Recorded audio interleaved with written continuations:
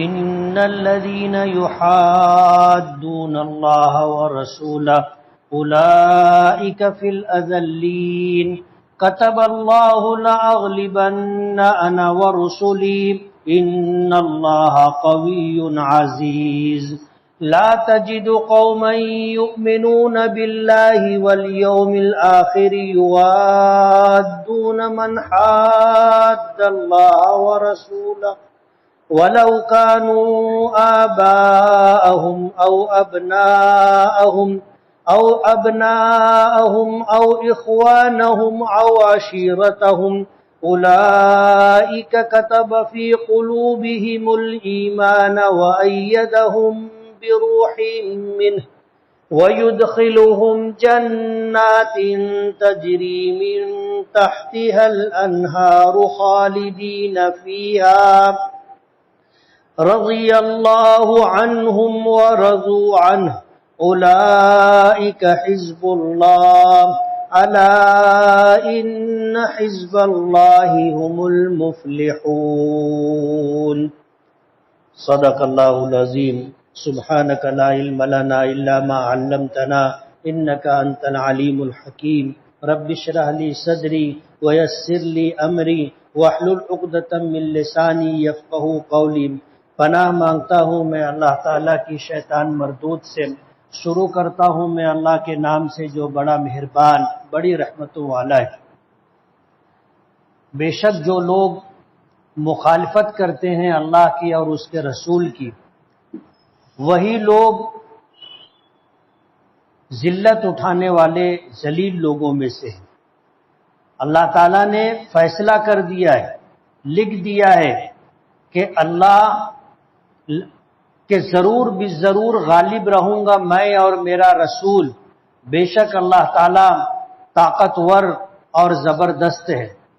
نہیں پائیں گے آپ کسی ایسی قوم کو جو ایمان رکھتی ہو اللہ پر اور آخرت کے دن پر، وہ دوستی کرے، دلی تعلق قائم کرے ان لوگوں سے جو اللہ اور اس کے رسول کی مخالفت کرتے ہیں، اگرچہ وہ ان کے آباء و اجداد ہوں یا ان کی اولادیں ہوں یا ان کے بھائی ہوں یا ان کا خاندان اور گھرانہ ہو.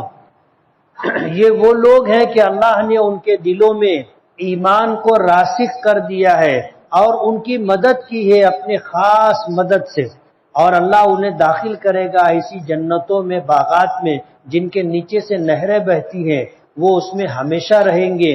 اللہ ان سے راضی ہے اور وہ اللہ سے راضی ہیں.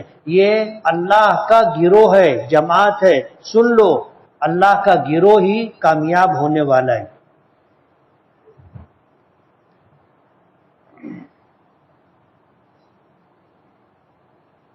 یہ سورہ مجادلہ کی آخری رکوع کی چند آیتیں ہیں جس کی تلاوت کی گئی.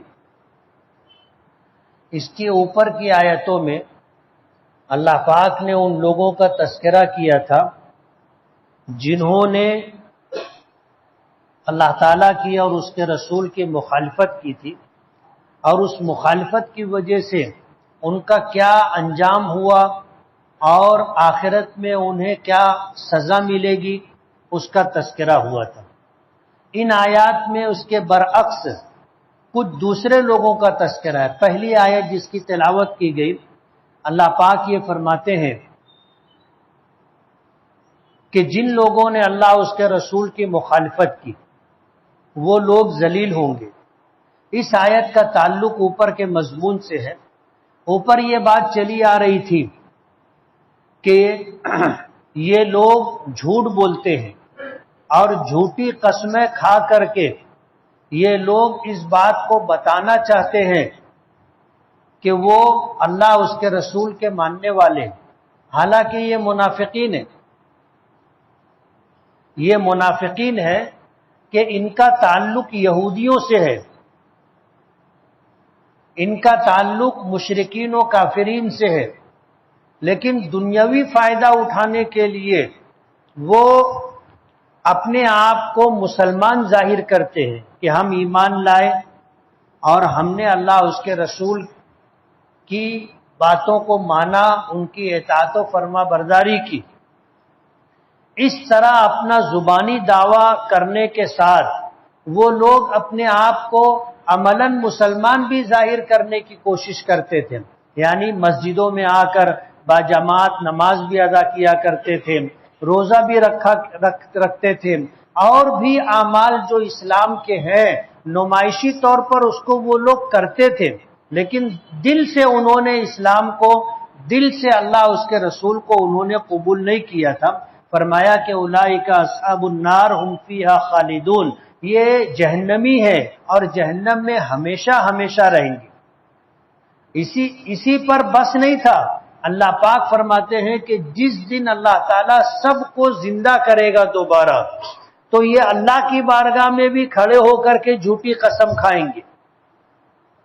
جیسے دنیا میں لوگوں کے سامنے جھوٹی قسم کھا کر کے اپنے آپ کو اپنے مفادات حاصل کرنے کے لیے پیش رکھتے تھے، تھوڑا بہت دنیاوی فائدہ مل جائے، جان بچ جائے، اور اسی کے ساتھ جو ہے ہمیں دنیاوی فائدہ بھی حاصل ہو جائے، مسلمانوں کا ساتھ بھی رہے، اس طرح کا جو کام وہ لوگ کیا کرتے تھے یہ جھوٹی قسم کے ذریعے۔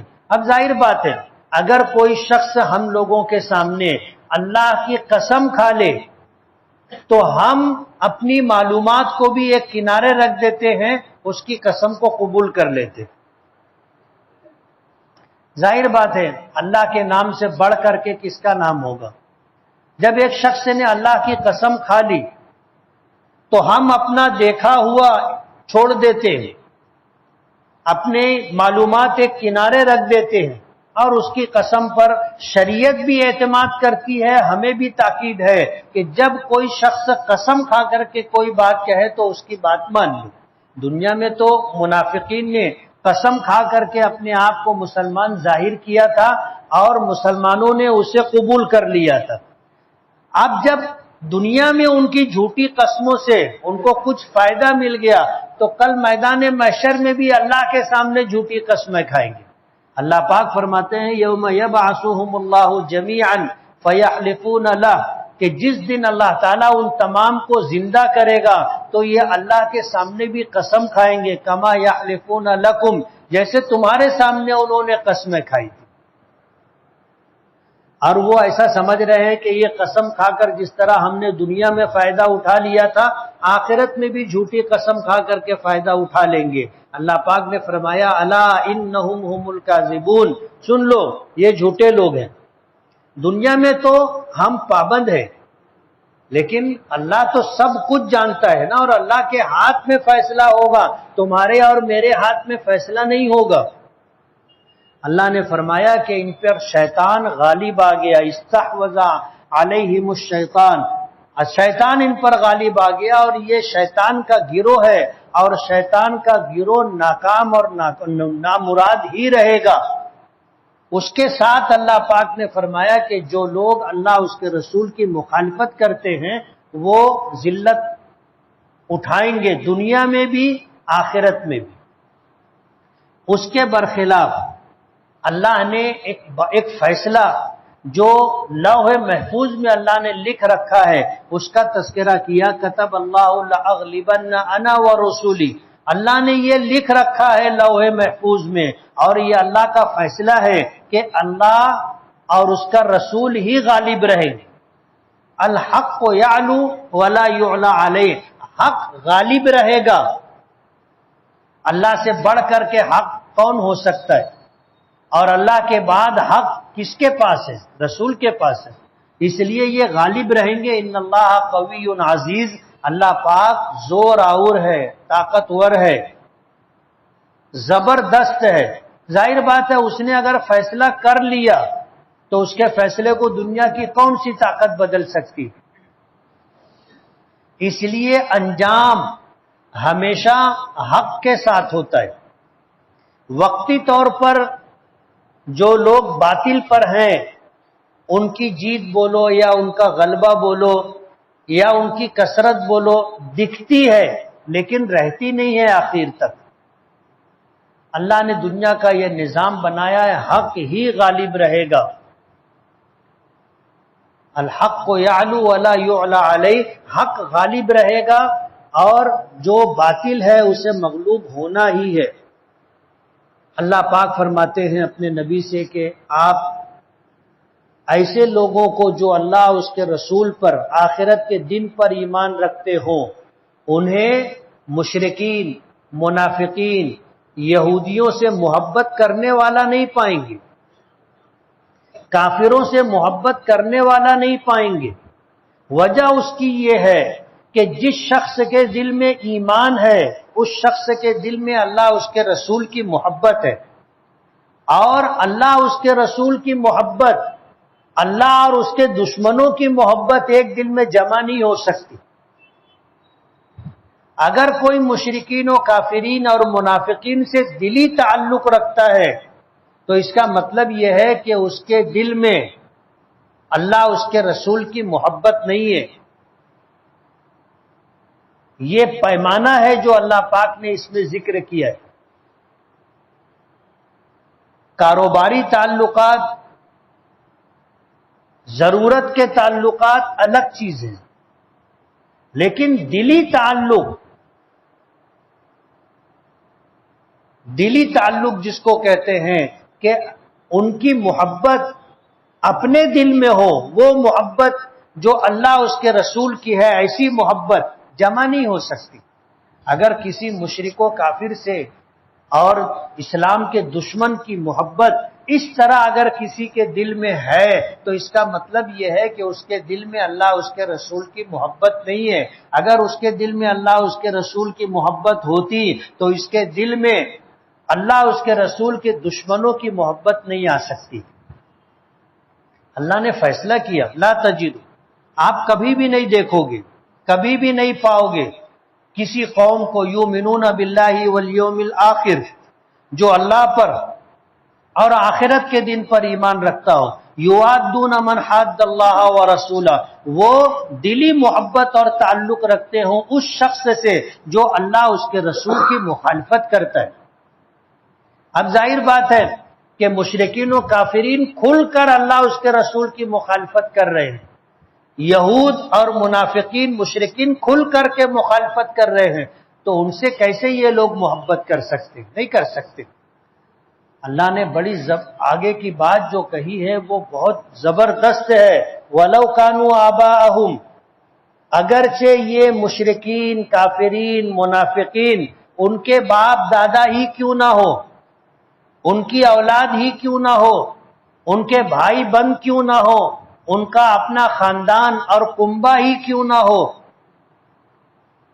ان کی محبت دل میں نہیں آ سکتی۔ اور مفسرین نے بہت سارے واقعات ذکر کیے،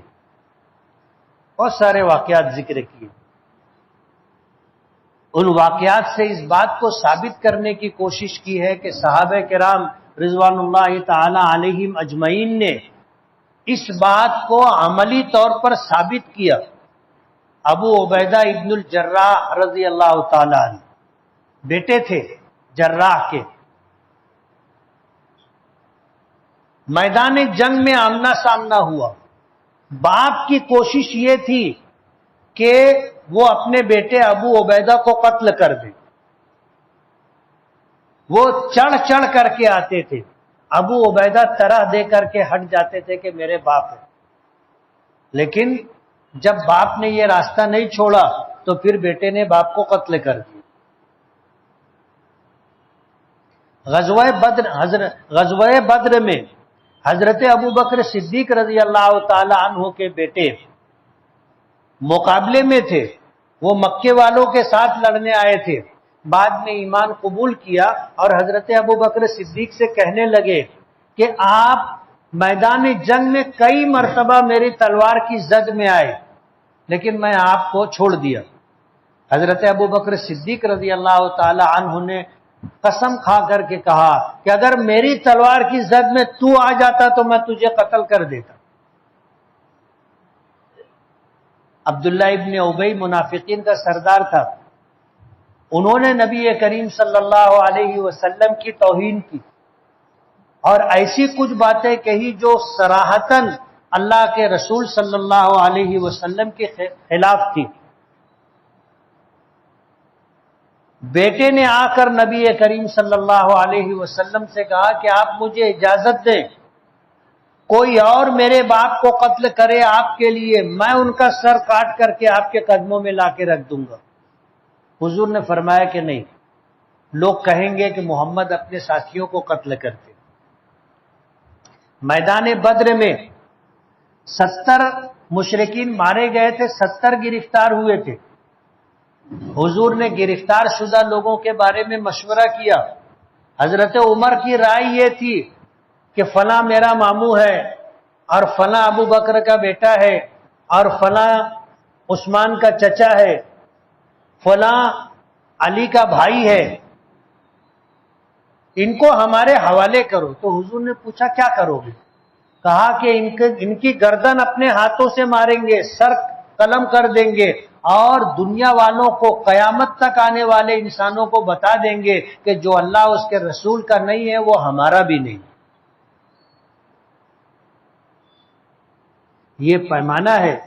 لا تجد قوما یؤمنون باللہ والیوم الآخر، کہ آپ کسی قوم کو جو اللہ پر اور آخرت پر ایمان رکھتی ہو، وہ محبت کرنے والے، دلی تعلق قائم کرنے والے ان لوگوں سے جو اللہ اس کے رسول کی مخالفت کرتے ہوں نہیں پائیں گے۔ پھر وہ چاہے مخالفت کرنے والے باپ ہو، اولاد ہو، بھائی بند ہو، خاندان اور قبیلہ ہو، آپ ان سے محبت کرنے والا نہیں پائیں گے۔ ایسے لوگوں کے لیے دلوں میں اللہ نے ایمان راسخ کر دیا ہے۔ اولئک کتب فی قلوبہم الایمان، اللہ نے ان کے دلوں میں ایمان لکھ دیا ہے، ثابت کر دیا ہے، جما دیا ہے۔ وَأَيَّدَهُمْ بِرُوحٍ مِّنْهُ، اور ایسے لوگوں کی اللہ نے اپنے خاص مدد عطا کی ہے۔ وَيُدْخِلُهُمْ جَنَّاتٍ تَجْرِي، اور انہیں اللہ داخل کرے گا ایسے باغات میں جس کے نیچے سے نہریں بہ رہی ہوں گی، جس میں یہ ہمیشہ رہیں گے۔ اللہ نے فرمایا رضی اللہ عنہم، اللہ ان سے راضی ہے، وَرَضُوا عَنْهُ، اور یہ اللہ سے راضی ہے۔ اولئک حزب اللہ، یہ اللہ کا گروہ ہے، اللہ کی جماعت ہے۔ اور سن لو، اللہ کا گروہ اور اللہ کی جماعت ہی کامیاب ہونے والی ہے۔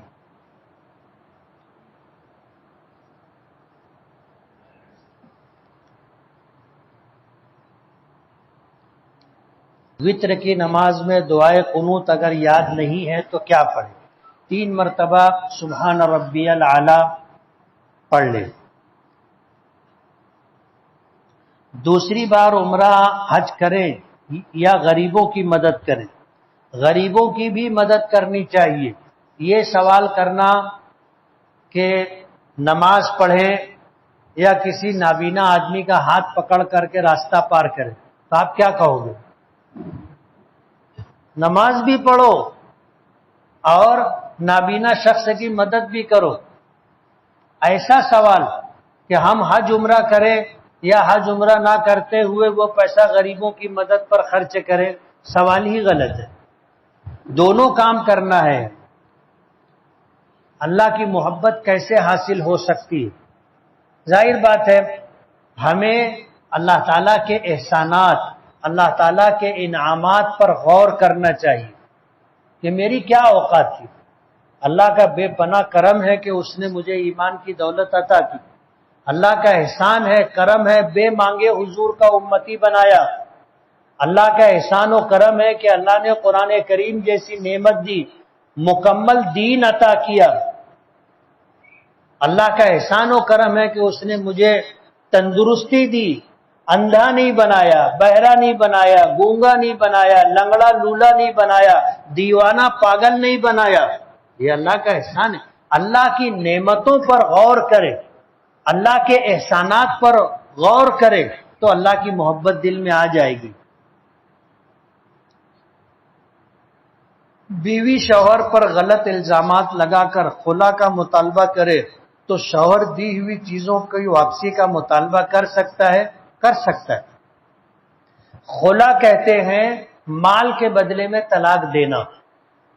بیوی شوہر کے ساتھ رہنا نہیں چاہتی، طلاق کا مطالبہ کر رہی ہے، شوہر کو 2 باتوں کا اختیار ہے، یا تو وہ طلاق دے دے یعنی بیوی سے کوئی مال واپس نہ مانگے اور اس کو طلاق دے کر کے رخصت کرے، ایک یہ۔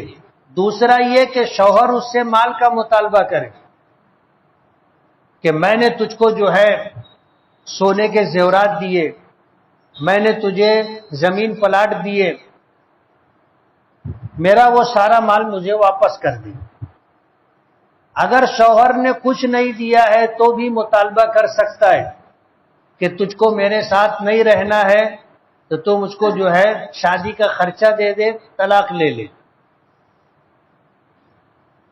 مگر یہ اسی صورت میں جب بیوی زیادتی کر رہی ہو، شوہر مظلوم ہو، اور اگر بیوی مظلوم ہے، شوہر ظالم ہے، تو پھر شوہر کے لیے مطالبہ کرنا مال کی واپسی کا، زیادہ کا مطالبہ کرنا درست نہیں۔ کرسی پر بیٹھ کر نماز پڑھنے کی اجازت ہے۔ اگر آدمی معذور ہے، رکوع سجدہ نہیں کر سکتا، تو وہ زمین پر بیٹھ کر کے اشارے سے نماز پڑھے، رکوع کے لیے جتنا جھکا ہے سجدے کے لیے اس سے زیادہ جھکے۔ دونوں برابر نہیں ہونا چاہیے کہ رکوع کے لیے جتنا جھکا اتنا ہی سجدے کے لیے جھک رہا ہے، تو دونوں میں فرق نہیں ہوگا۔ رکوع کے لیے کم جھکے گا، سجدے کے لیے زیادہ جھکے گا۔ اور اگر کرسی پر بیٹھ کر نماز پڑھنا چاہے اشارے سے تو کرسی پر بیٹھ کے بھی پڑھ سکتا ہے۔ گاؤں میں جنم دن منانے کا رواج بڑھ رہا ہے، اس کو کیسے قابو کیا جائے؟ آپ مت کرو، اور جو جنم دن مناتا ہے اس کے پروگرام میں مت جاؤ۔ وہ کیک کاٹے گا، آپ کھانے جاؤ گے تو ظاہر بات ہے وہ تو سلسلہ چلتا رہے گا۔ آپ منع کرو کہ یہ خود کی تعریف کرنا کیسا ہے، اچھی بات نہیں ہے۔ دوسرا اگر کوئی تعریف کرے تو اس کو چپ کرانا چاہیے، بس کر۔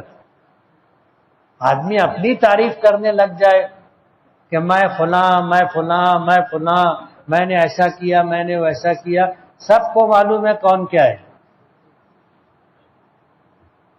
زید کو موبائل کی بری عادت لگ گئی ہے، اس کی اس عادت کو کس طرح ختم کیا جائے؟ موبائل کی ضرورت نہیں ہے، موبائل چھوڑ دے۔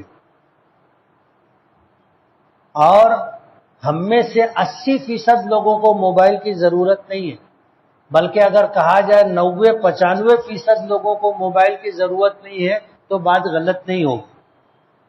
ہم لوگ شوقیہ موبائل رکھتے ہیں۔ کتنے لوگ ایسے ہیں کہ دن بھر کسی کو فون نہیں کرتے اور کوئی ان کو بھی فون نہیں کرتا، وہ بھی موبائل رکھتے ہیں۔ اب ظاہر بات ہے بلا ضرورت ہے۔ اب ظاہر بات ہے موبائل کا کیا استعمال آپ کرتے ہو آپ کو پتا ہے، لوگوں کے علم میں بھی۔ آپ موبائل مت رکھو۔ پہلے لوگ موبائل نہیں رکھتے تھے، ان کا کام ہوتا تھا نا، کام چلتا تھا نا۔ اگر کسی کو ضرورت ہے تو وہ موبائل رکھے اور صرف لال اور ہری بٹن تک ہی اپنی انگلی رکھے۔ اب لوگ گھنٹوں موبائل دیکھتے ہیں، رات بھر موبائل دیکھتے ہیں، کیا دیکھتے ہیں؟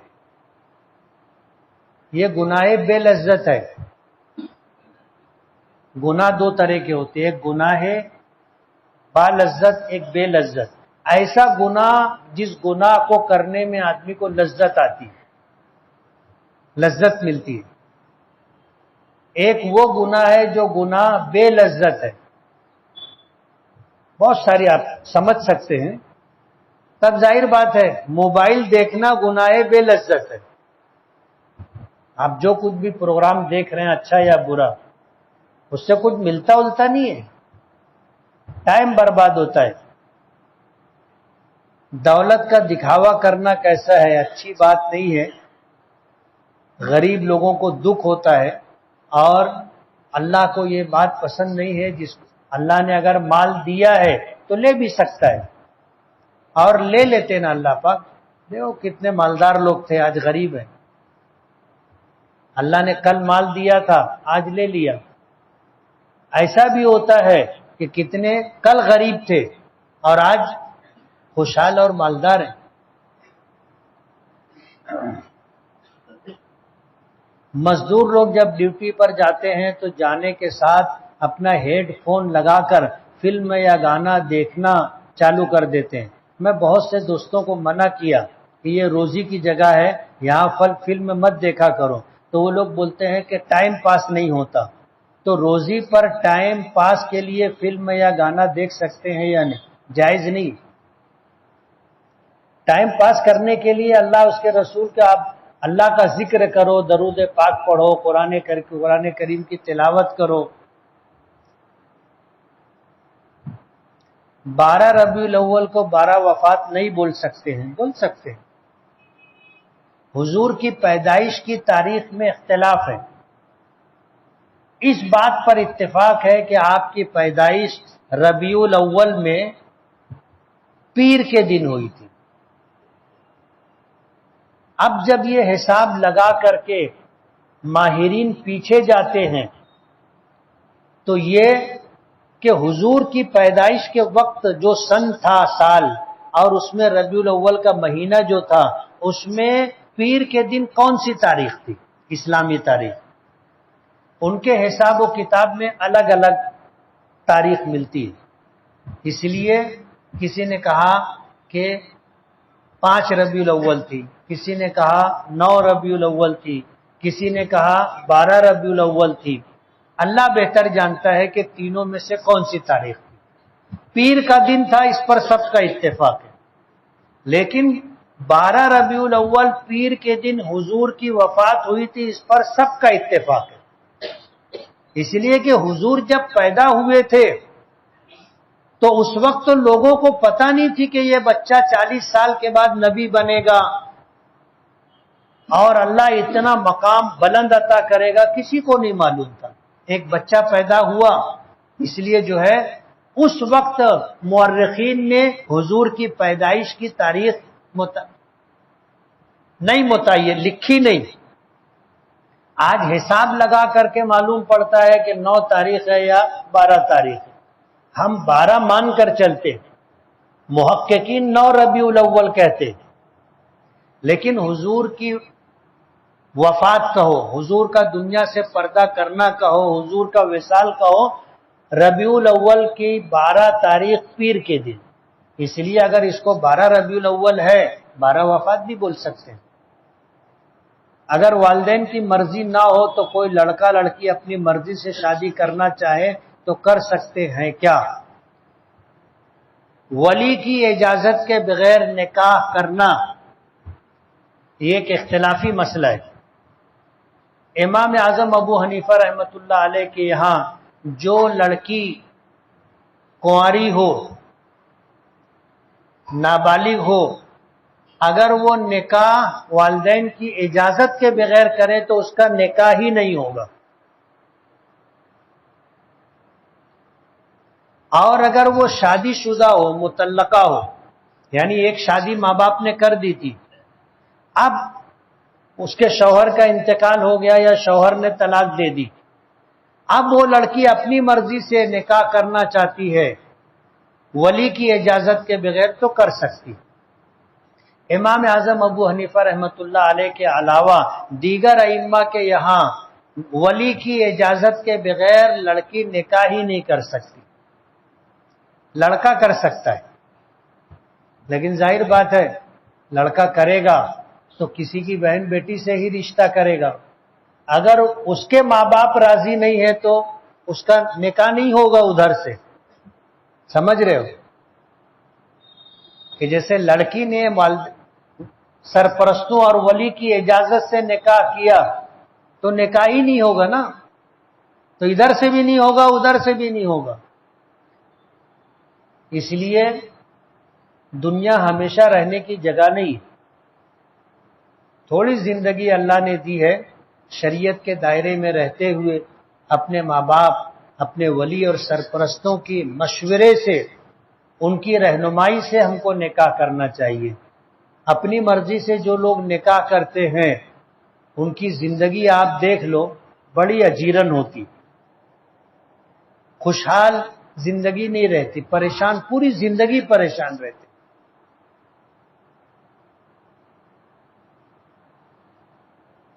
اگر ہمیں وصیت کرنا ہے تو کیسے کریں؟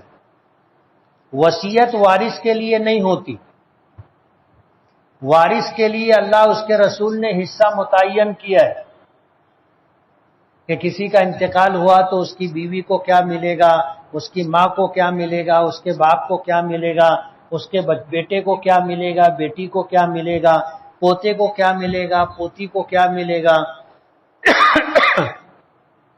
اللہ نے حصہ متعین کیا ہے۔ یہ وارث ہیں، وارثوں کے لیے وصیت نہیں۔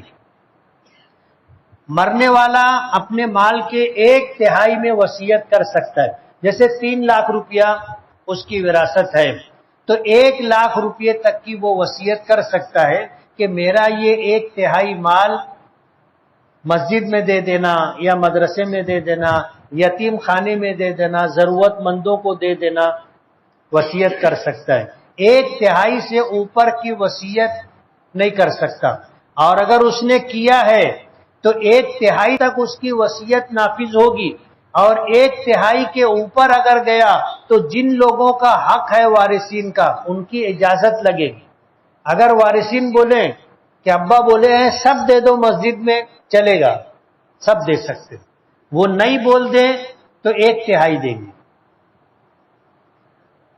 اور یہ وصیت تحریری طور پر لکھ دینا چاہیے 2 گواہوں کے ساتھ۔ اللہ کے نظام میں رزق بڑھانے کا ایک ہی طریقہ ہے، جتنا تقسیم کرو گے اتنا بڑھے گا۔ کیا یہ بات قرآن و حدیث میں موجود ہے؟ رزق بڑھے کیسے، اس کے لیے کئی راستے۔ ایک تو یہ ہے کہ آدمی اللہ کے راستے میں خرچ کرے، اللہ سے معاملہ کرے۔ من ذا الذی یقرض اللہ قرضا حسنا، کون ہے جو اللہ کو قرض حسنا دے؟ قرض کا مطلب یہ ہوتا ہے کہ یہ مال واپس آئے گا۔ ہم نے زکوٰۃ میں دیا وہ مال واپس نہیں آتا، صدقے میں دیا وہ مال واپس نہیں آتا، لیکن جو ہم نے قرض دیا ہے وہ مال واپس آئے گا، اس کا نام قرض ہے۔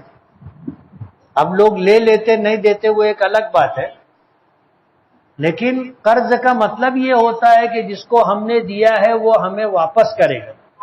اب اللہ کو ہم قرض دے رہے ہیں تو اس کا مطلب یہ ہے کہ 100% واپسی ہوگی، 100% واپسی ہوگی۔ اور اللہ کیا بڑھا کے دے گا سوچ بھی نہیں، اللہ محتاج نہیں ہے، لیکن اس نے ہمیں ترغیب دی، اللہ سے معاملہ کرو، قرض حسنہ دو۔ قرض حسنہ کا مطلب یہ ہے کہ اللہ کے راستے میں آپ صدقہ دو، یہ آپ نے اللہ کو قرض دیا ہے، اللہ تم کو واپس دیں گے، دنیا میں بھی اور آخرت میں بھی۔ اس کے علاوہ نماز پڑھو تو رزق میں برکت ہوگی۔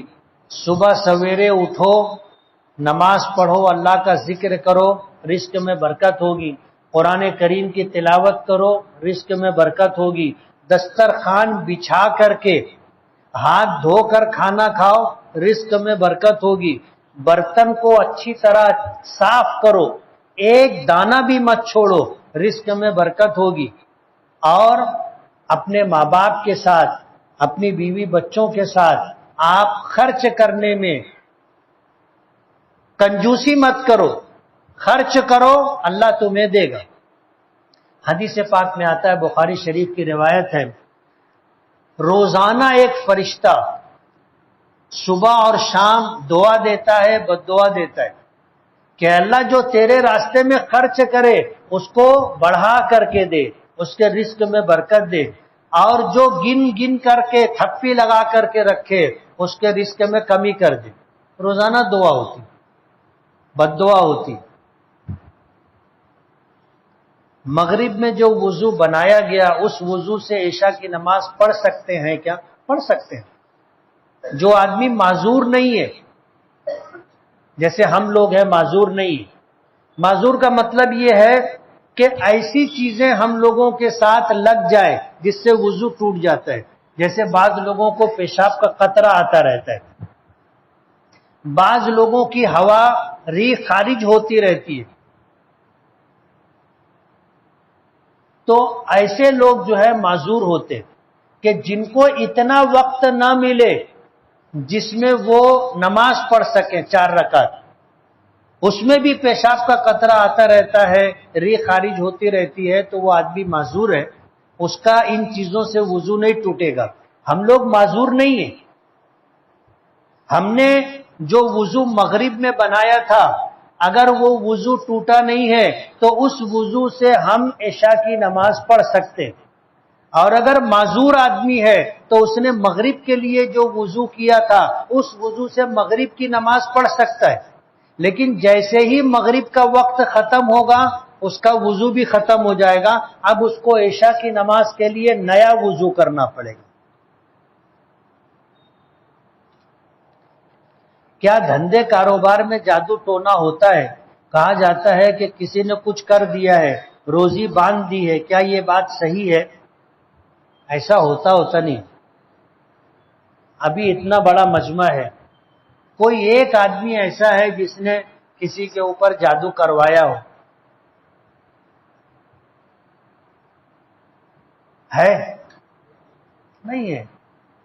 اب جس چیز کا وجود ہی نہیں ہے، آدمی سوچتا ہے کہ کوئی کچھ کر دیا، اب کام دھندا صحیح سے کرتا نہیں، بولتا ہے کوئی کچھ کر دیا۔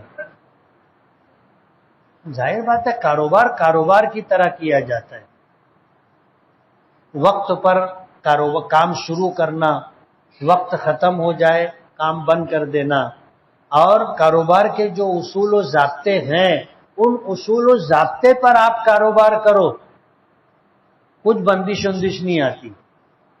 آدمی اپنی ذمہ داری پوری نہیں کرتا اور دوسروں کو الزام دیتا ہے کوئی کچھ کر دیا ہے۔ اتنے بڑے مجمع میں کسی نے کسی کو کچھ کیا نہیں کیا، تو ایسا کیوں سمجھ لیتے ہو کہ کسی نے کچھ کر دیا؟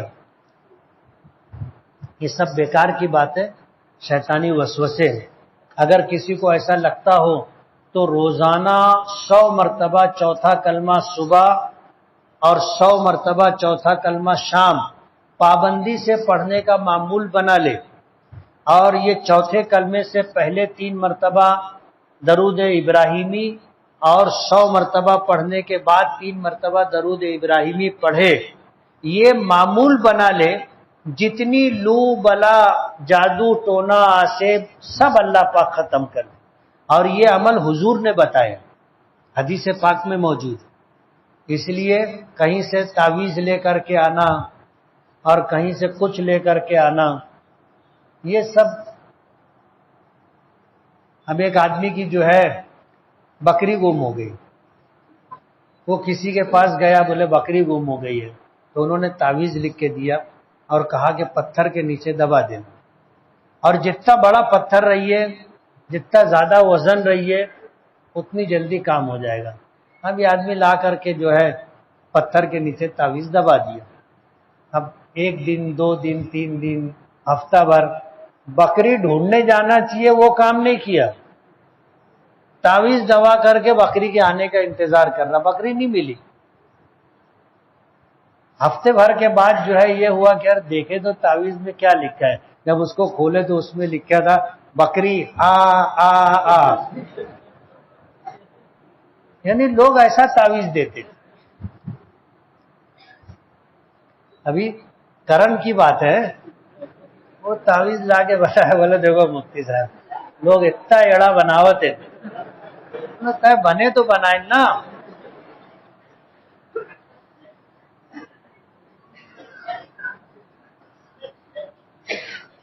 کلیجی دل کے ساتھ میمار کھا سکتے ہیں کہ نہیں؟ کھا سکتے ہیں۔ میری بیوی کا بال بہت جھڑتا ہے، کوئی تیل اثر نہیں کرتا، کوئی وظیفہ یا دعا بتاؤ۔ یہ چوتھا کلمہ پڑھنے کا معمول بناؤ اور یہی 100 مرتبہ پڑھ کر تیل پر دم کرو، سر میں لگاؤ، انشاءاللہ فائدہ ہوگا۔ اس کا وزن بڑھتا جا رہا ہے، تو تیری محبت میں بڑھ رہا ہے۔ جب شوہر بیوی سے محبت کرتا ہے تو بیوی کا وزن بڑھتا ہے، اس کو دلی سکون اطمینان ملتا ہے، اس کا وزن بڑھتا ہے۔ اب آپ دیکھ لو، جن کی بیویاں وزندار ہوں گی وہ میری اس بات کو سمجھ سکتے ہیں، وہ کہ شوہر سے کم بیوی کھانا کھاتی ہے، پھر بھی اس کا وزن بڑھتا ہے. بلکہ بعض لوگ تو ایسا بولتے ہیں کہ ایک وقت کھاتی ہے بس 24 گھنٹے میں تو بھی وزن بڑھ رہا ہے. بولے خالی پانی پیا تھی تو بھی وزن بڑھ رہا ہے. جن خواتین کو شوہر کی طرف سے، گھر والوں کی طرف سے محبت ملتی ہے اور ان کو اس بات کا اطمینان ہوتا ہے کہ میری زندگی آخری سانس تک اطمینان سے کٹ جائے گی، ان کا وزن بڑھتا ہے. وزن گھٹانے کی کوشش کرتے تو گھٹتا نہیں. اب بیوی کا وزن بڑھ رہا ہے، تھوڑا پیدل چلاؤ، 5 کلومیٹر پیدل چلاؤ. جسم میں جو چربی بنتی ہے جس سے وزن بڑھتا ہے وہ چربی گلنا چاہیے تو وزن کم ہو جائے گا.